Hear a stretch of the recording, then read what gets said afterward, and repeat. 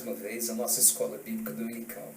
Nós louvamos muito ao Senhor pela oportunidade que Ele nos dá de, mesmo estando na circunstância em que estamos, continuarmos estudando a palavra de Deus. Aliás, não pode existir empecilho para aqueles que querem estudar a palavra do Senhor. Então, eu te desafio a partir desse momento para que juntos nós dediquemos tempo louvando a Deus e estudando a sua palavra em nossa escola bíblica gravada. Que Deus abençoe a sua vida, abençoe nossas famílias e nos fortaleça. Continue nos formando dentro desse assunto, desse tema que nós estamos desenvolvendo, que é a arte de salvar o próximo. Que Deus os abençoe. Um bom dia. Vamos orar. Senhor, que o poder do Teu Espírito venha sobre nós. Aceita-nos neste momento diante de Ti e que esse tempo seja em todos os sentidos abençoador. Assim oramos e assim te pedimos, em nome de Jesus. Amém? Vamos louvar ao Senhor?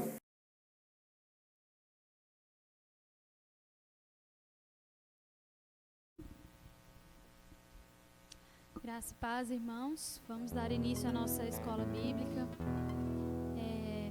cantando ao Senhor, louvando ao nome dEle. Te convido a fechar os olhos para fazermos uma oração nesse momento. Pai, te agradecemos, Senhor, por podermos te louvar e te adorar de casa, do templo, de onde quer que estejamos. E que o Senhor, ó Deus, esteja nos abençoando, falando aos nossos corações e que possamos estar aprendendo mais a Tua palavra nesse dia. Nós te agradecemos, Senhor, e te pedimos em nome de Jesus. Amém. Meu coração transborda.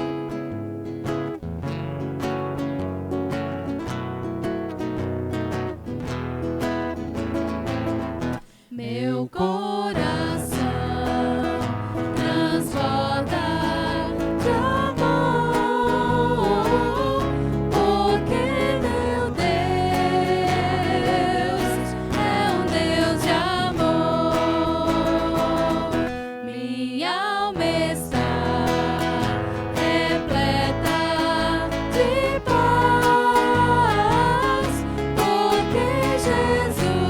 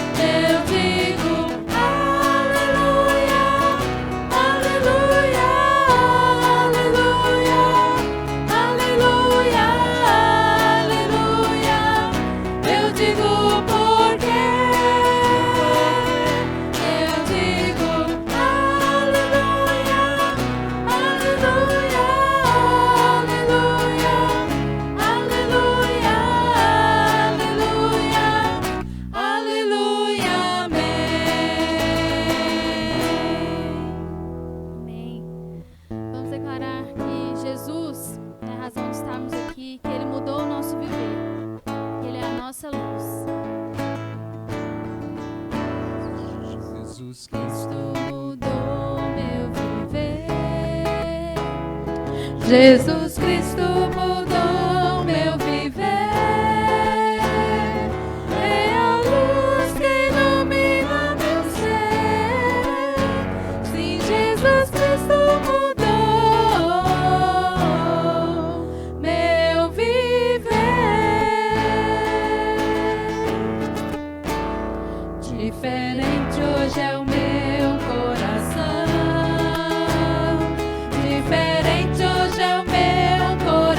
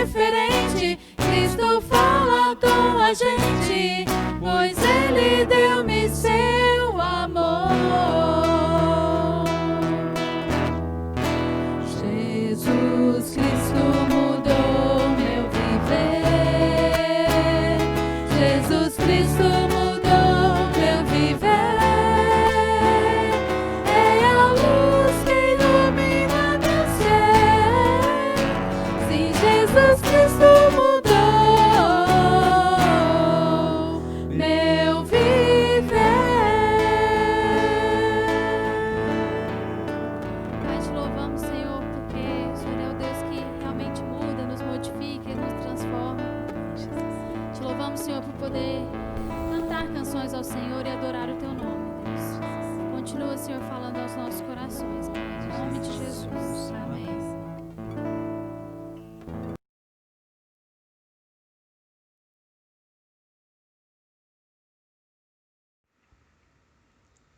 Sejam todos bem-vindos a mais um estudo sobre o tema A Arte de Salvar o Próximo.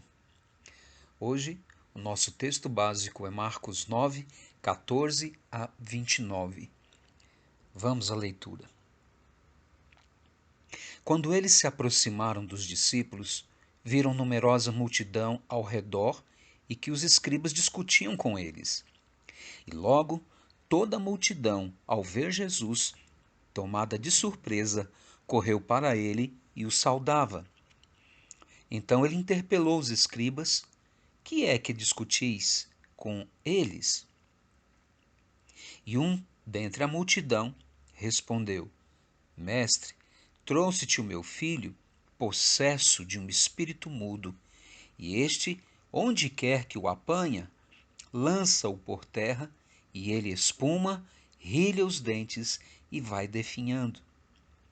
Roguei aos teus discípulos que o expelissem, e eles não puderam.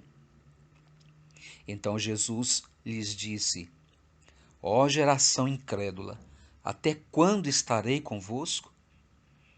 Até quando vos sofrerei? Trazei-mo.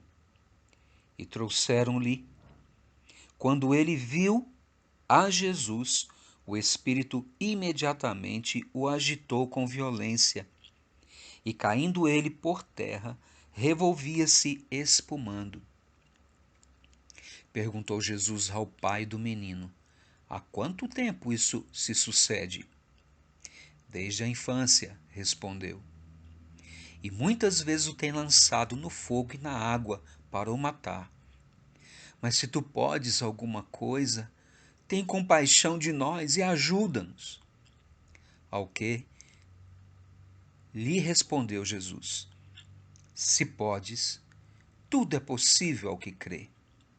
E imediatamente o pai do menino exclamou com lágrimas: Eu creio, ajuda-me na minha falta de fé. Vendo Jesus que a multidão concorria, repreendeu o espírito imundo, dizendo-lhe: Espírito mudo e surdo, eu te ordeno, sai deste jovem e nunca mais tornes a ele. E ele, clamando e agitando muito, saiu, deixando-o como se estivesse morto, a ponto de muitos dizerem: morreu. Mas Jesus, tomando-o pela mão, o ergueu e ele se levantou. Quando entrou em casa, os seus discípulos lhe perguntaram em particular: Por que não pudemos nós expulsá-lo? Respondeu-lhes: Esta casta não pode sair senão por meio de oração e jejum.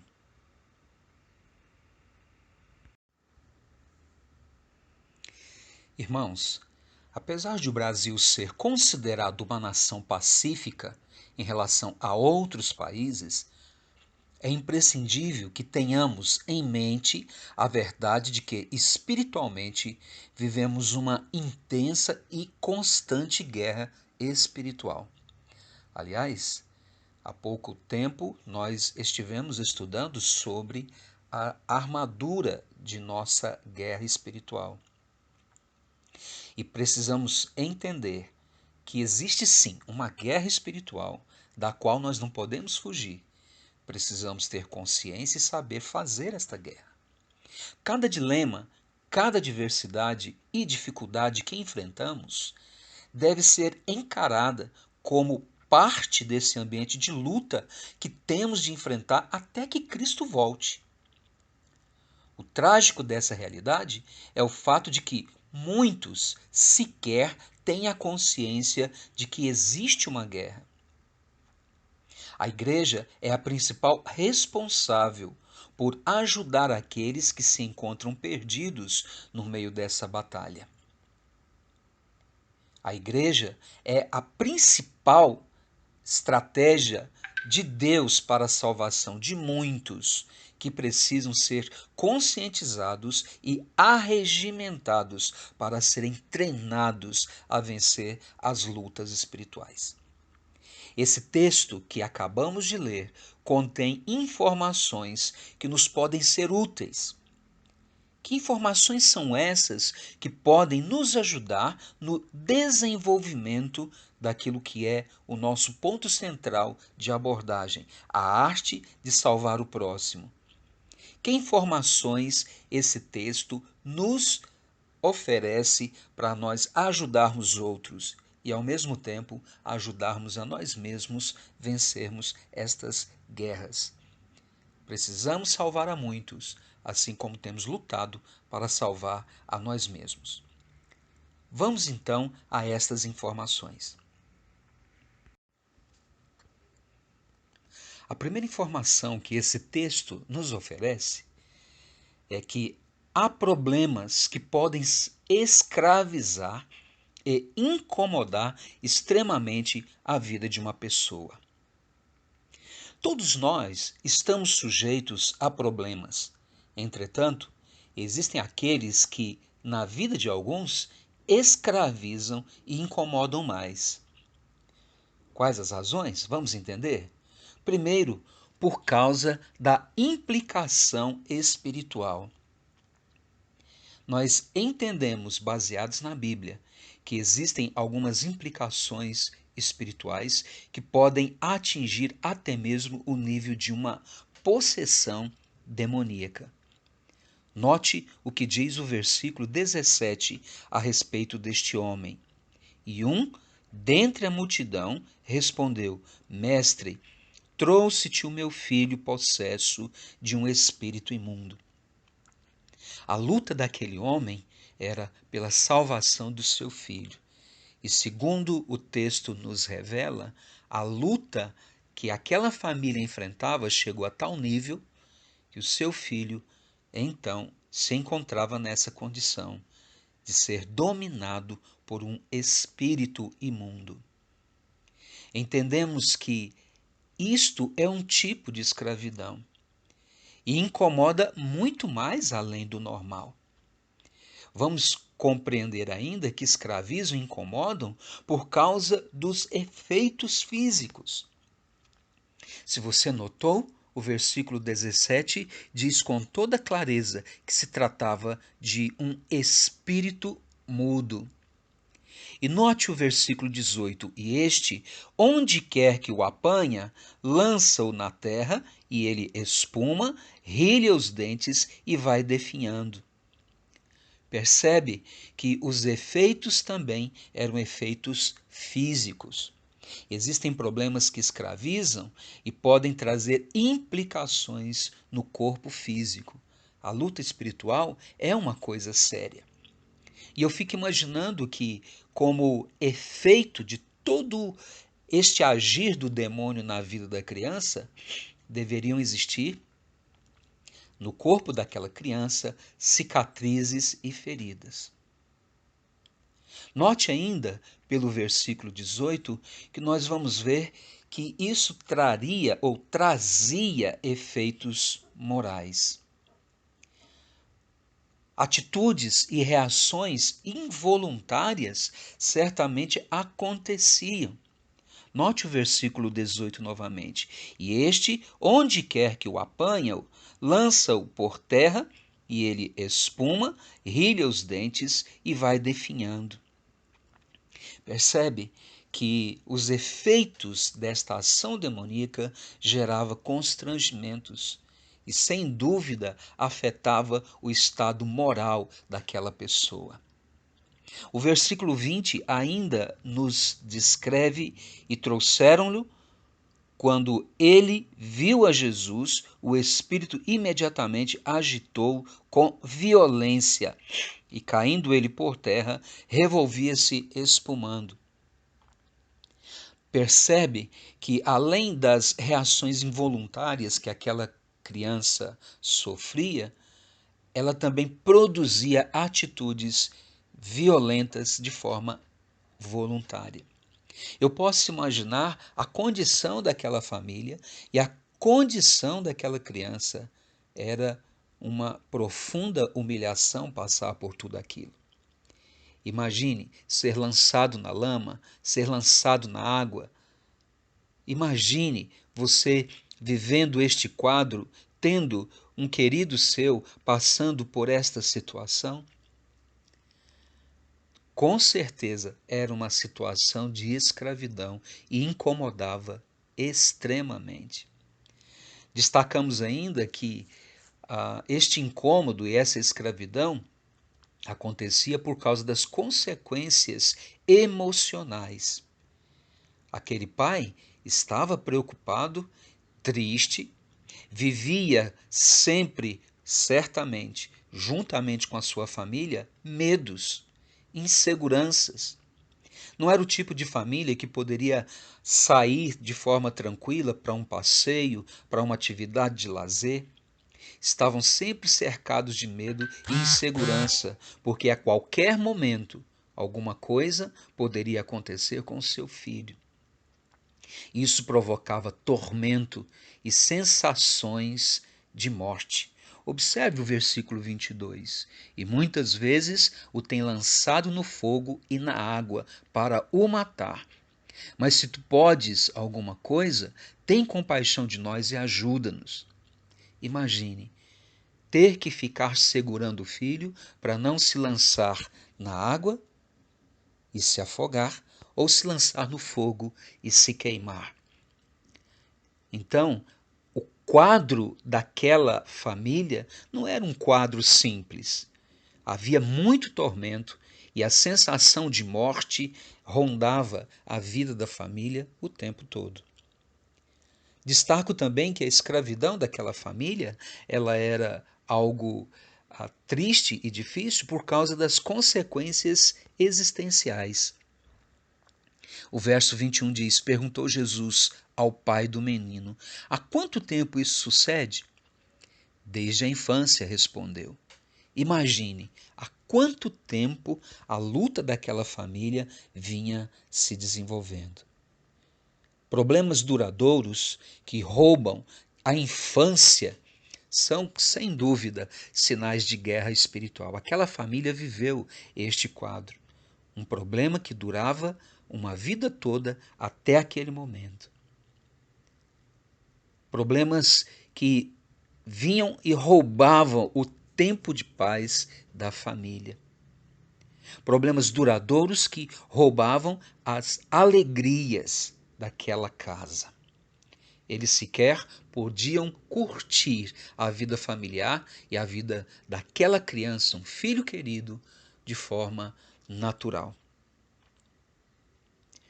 Existem muitos problemas que duram em nossa história e que roubam a nossa infância, o nosso tempo, a nossa alegria, a nossa paz. Esses problemas espirituais precisam ser vencidos. Essas situações em nossa história precisam ser mudadas, transformadas. Devemos ser sensíveis às lutas das pessoas.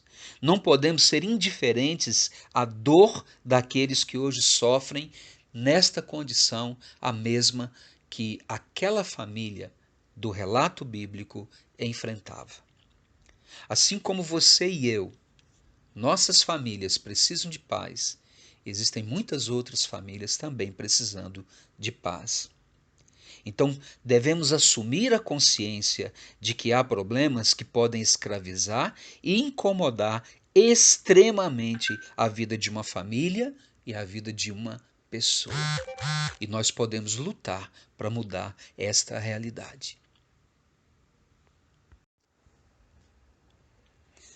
A segunda informação que esse texto nos oferece é que, para se ajudar alguém, é preciso que tenhamos em mente princípios. Não há problema, é bom que se diga, e é bom que guardemos esta noção em nosso coração, problema sem solução. O que existe demais são corações sem esperança. Se quisermos ajudar alguém, ou até nós mesmos, precisamos ter em mente alguns princípios que a palavra do Senhor, a partir desse texto, nos permite afirmar.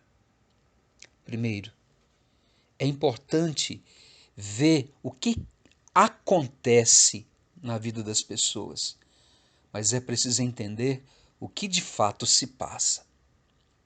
Ver o que acontece é importante, mas é preciso entender o que se passa. No versículo 16 e 17 desse texto, Jesus interpela os escribas em primeiro lugar. Que é que discutis com eles? E o versículo 17 diz: E um deles, dentre a multidão, respondeu: Mestre, trouxe-te o meu filho, possesso de um espírito mudo. Note que a ação de Jesus só pôde acontecer a partir do entendimento do que estava acontecendo naquele momento. Em segundo lugar, para ajudarmos alguém, é importante que nós detectemos o mal. Detectar o mal é necessário. Agora, mais do que isso, é preciso diagnosticá-lo. Versículo 20 e 21 nos diz: E trouxeram-lhe, quando ele viu a Jesus, o espírito imediatamente o agitou com violência, e caindo ele por terra, revolvia-se espumando. Perguntou Jesus ao pai do menino: Há quanto tempo isto se sucede? Desde a infância, respondeu. Note que além de detectar o mal, é preciso que nós diagnostiquemos. Nós não podemos tratar um problema sem fazermos ou sem termos um claro diagnóstico. É por conta disso, presta atenção no que eu vou dizer, que muitas vezes Satanás é repreendido numa manifestação, numa expressão que alguém produza, quando na verdade aquela pessoa está angustiada, está triste, ou então está desorientada, está sob o efeito de uma histeria da sua alma. Nós precisamos detectar o mal, é verdade. Agora, mais do que isso, é preciso que nós diagnostiquemos com clareza, com verdade. Terceiro lugar, terceiro princípio, pedir ajuda é indispensável. Agora, mais do que pedir ajuda, é importante que tenhamos fé. Os versos 22 e 23, e muitas vezes o tem lançado no fogo e na água para o matar. Mas se tu podes alguma coisa, tem compaixão de nós e ajuda-nos. Ao que lhe respondeu Jesus: Se podes, tudo é possível ao que crê. Jesus deixou bem claro que o seu pedido era bem-vindo, mas era importante que ele confiasse, que ele acreditasse, que ele descansasse. Quando vamos ajudar alguém, é importante sabermos que a pessoa que ouve a nossa instrução, ela precisa assimilar as verdades que compartilhamos com ela.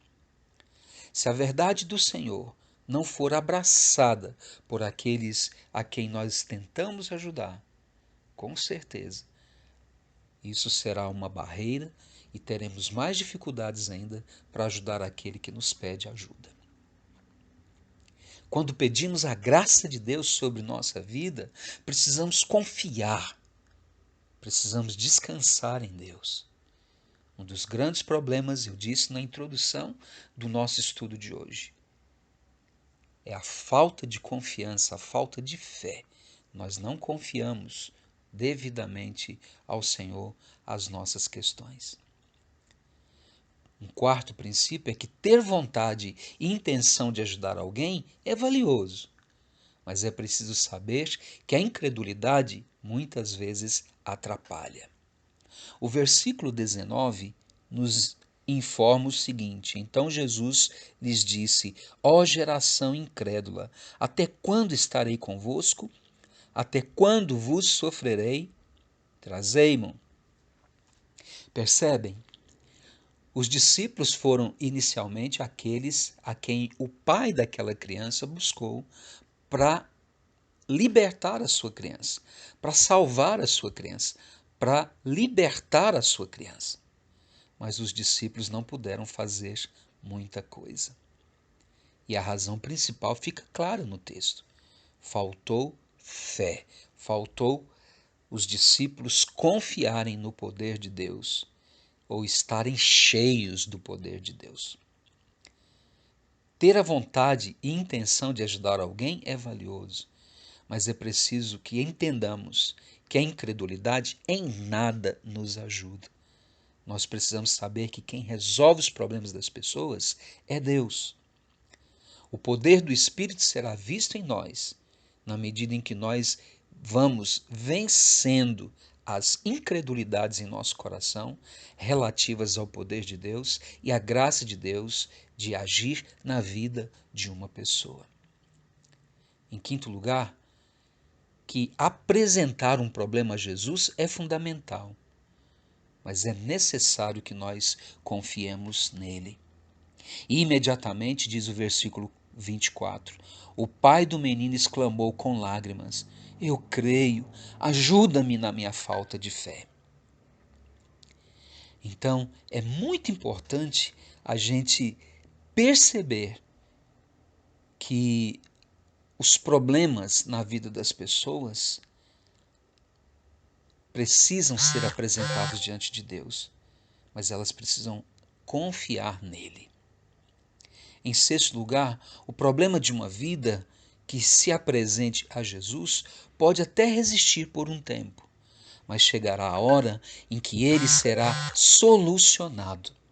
Observe só o versículo 25 e 26. Vendo Jesus que a multidão concorria, repreendeu o espírito imundo, dizendo-lhe: espírito mudo e surdo, eu te ordeno, sai deste jovem e nunca mais tornes a ele. E ele, clamando e agitando muito, saiu, deixando-o como se estivesse morto, a ponto de muitos dizerem: morreu. O problema de uma vida que apresentamos a Jesus, eles tendem a resistir. Mas essa resistência é temporal. Vai chegar a hora e o momento quando o problema vai ser devidamente solucionado. Note que o espírito ainda quis resistir, mas não pôde continuar naquela vida porque Jesus o libertou. É importante que nós entendamos, em sétimo lugar, que um problema pode fragilizar alguém, mas Jesus, com a sua mão, sempre haverá de completar a obra. Observe o versículo 27. Mas Jesus, tomando-o pela mão, o ergueu e ele se levantou.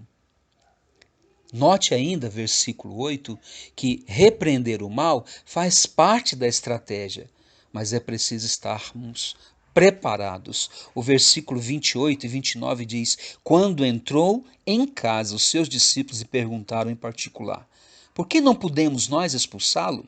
Respondeu-lhes: esta casta não pode sair senão por meio de oração e jejum.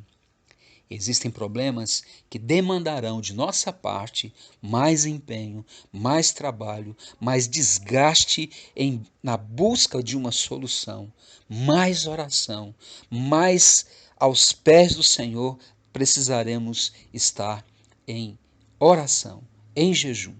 É somente assim que esses problemas serão resolvidos. Qualquer problema tem solução.